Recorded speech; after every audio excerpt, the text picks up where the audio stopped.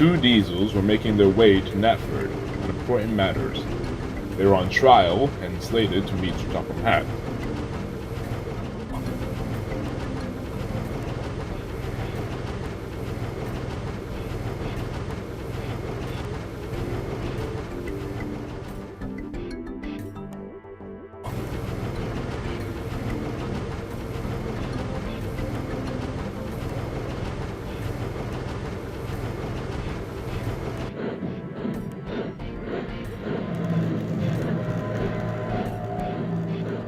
Sir Topham Hatt was pleased to meet the Diesel shunters when they arrived. Excellent. Engines, I'd like you to meet numbers 08688 and 08689. The two Diesels interjected. Actually, sir, it's Splatter. And Dodge. Sir Topham Hatt was pleased, but understood. James, however, glared. He wasn't convinced. He had dealt with mainland Diesel before, and these two seemed no different. Bear, however, looked at the two Diesels thoughtfully as Sir Topham Hatt walked up to the High Mint. Now, Bear, I need you to escort these two to their shed. They begin their work tomorrow. Yes, sir.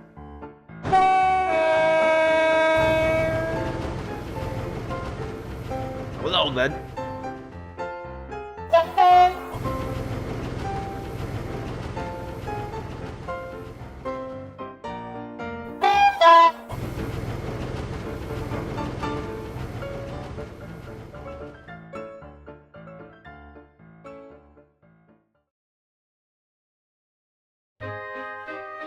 Later, the two Diesels examined the sheds, uninterested. What a tacky little shack! We're sleeping here? It's not the best, but as my driver says, it's something better than nothing. The Splatter and Dodge weren't sure. They just looked at the structure and didn't say a word once they got to sleep. The next day, the station master ran up to the Diesels. He had important news. Sir Topham Hatt says your trial run begins today. Splatter and Dodge, report to the shunting yards at once. The two engines smiled. This is it, they thought.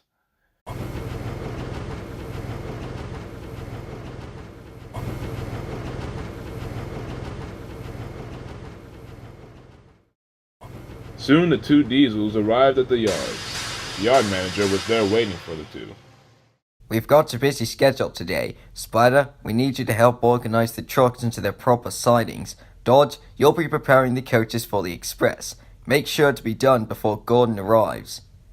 As the yard manager walked off, the two Diesels shot a look at him. They were very annoyed. He expects us to shunt? That's not fair. Yeah, we should be pulling trains, not organize them. I'm afraid we don't have a choice, and complaining isn't going to make the work go faster. Indeed. Now let's get a move on. Come on, chop chop.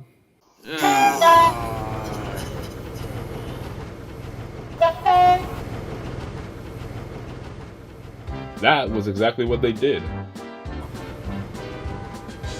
While Splatter shunted the trucks into place, and Dodge handled the coaches.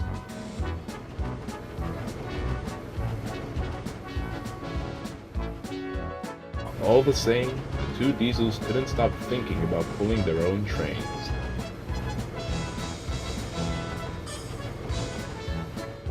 Later, Bear arrived to collect a train of empty cars. He was surprised to see the two hard at work.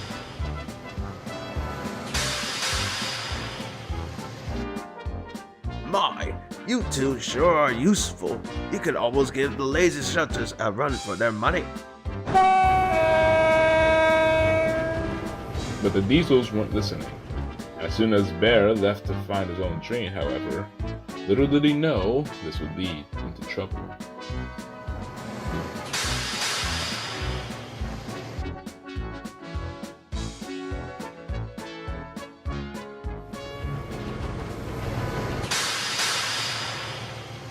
Fine work, you two.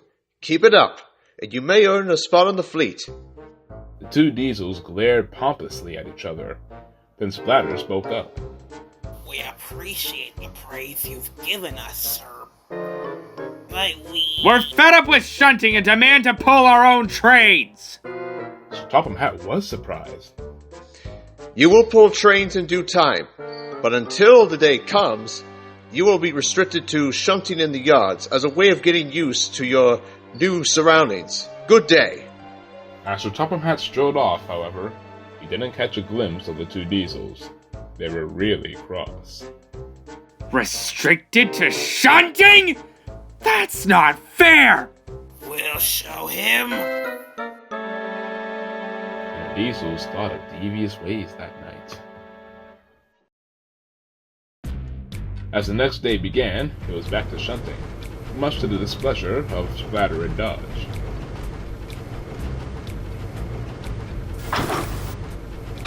Ow! Watch it back there! You could have damaged something! Dodge just scoffed. I'll stow it, big green celery stick. I don't need you yapping at me. Celery stick? My, you're a rude one. But Dodge didn't answer, as off he went to find some more cars.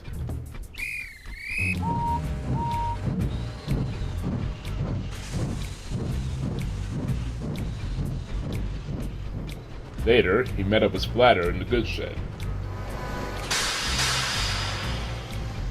I'm sick of shunting. I want to start pulling trains. Me too. One of these days we should flee this yard and see what it's like out there. It's so much better than working here till all hours, shunting trains and never pulling them. Just then, James pulled in with a train of trucks.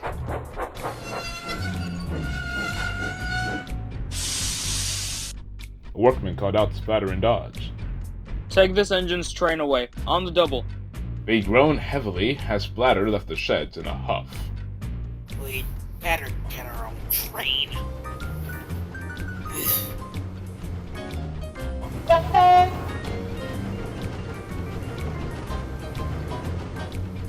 Their chance came that day.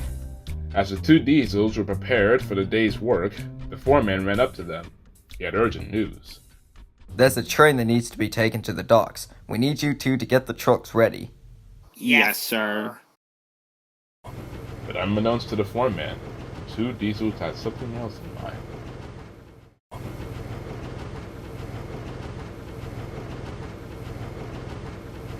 After the train was set, the two diesels told their drivers the plan. They sighed heavily, but decided to go along. Then we better let Sir Topham Hatt know, so he will approve it. Oh no, he already did, and knows that we're useful enough to make a tremendous step up. But they didn't. And soon all was set. The guard blew his whistle, and the train left.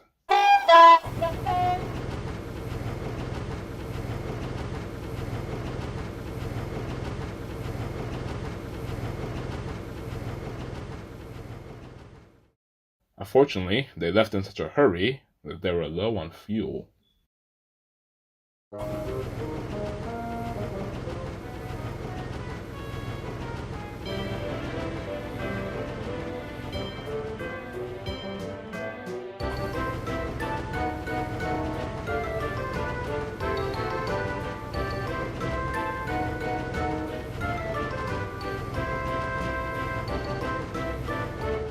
All went well for them at first.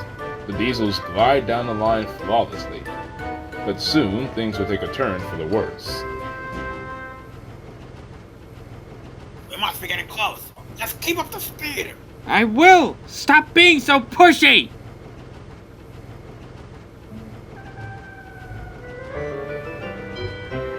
All seemed okay with the pair for a few minutes down the line. But as they approached Shen Valley, however, then there was trouble.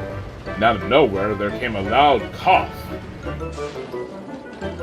Thick clouds of soot blasted out of Splatter's radiator as he began to slow down, and the train soon grinded to a halt, much to the surprise of the diesel shunters. What's the holdup? I don't know. Typical. We're out of fuel. You two must have been so eager to pull your own trains, you forgot to fill up on fuel. And now look what you've gotten us into. Drivers went off and telephoned for help. Eventually, Bear and Edward arrived on the scene, and took over pulling the train to the docks, and Dodge dragged Splatter all the way back to Nafford Station.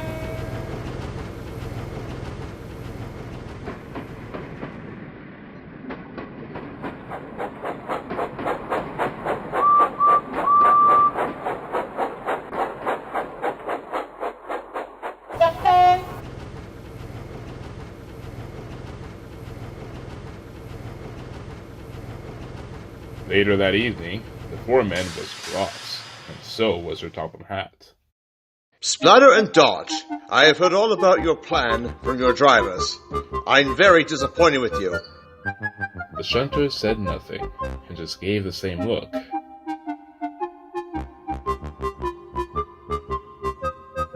Until... As a punishment, you two will... Well, we wouldn't have done it if you'd just given us a train, you fat slag! Everyone gasped in shock.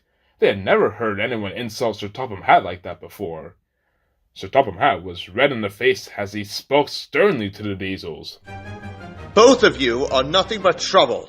This isn't the first time this railway handled Diesels exactly like you two. However, since you're on trial, I'll have to give you another chance soon. But until then, you will both be locked up in your sheds until you feel that you're ready to redeem yourselves. Yes, sir. Sir Topham Hatt strode off with the yard foreman.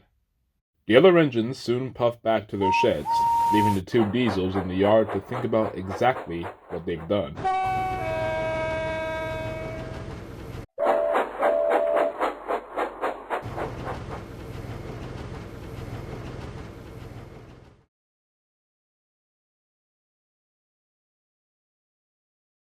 At Tidman's sheds, the other engines were just getting ready for the night. However, Bear looked slowly down at his buffers, thinking about the two Diesels. Suddenly, a thought struck him. Sir Topham Hatt mentioned something about the first Diesel, and that is what exactly like those new Diesels. What does he mean? The other engines looked at each other.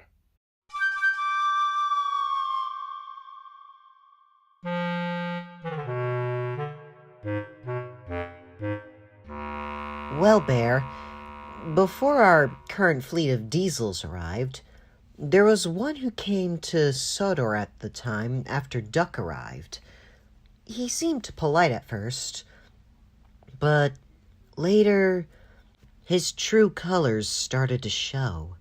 He manipulated us, played us, and almost sent Duck packing. We managed to send him packing after exposing him, but the memory of him had never left some of us. Bear sighed heavily. I hope they do change their way soon, he thought to himself. Will the two Diesels learn their lesson and improve? I'm sure that's up for them to decide. Don't you?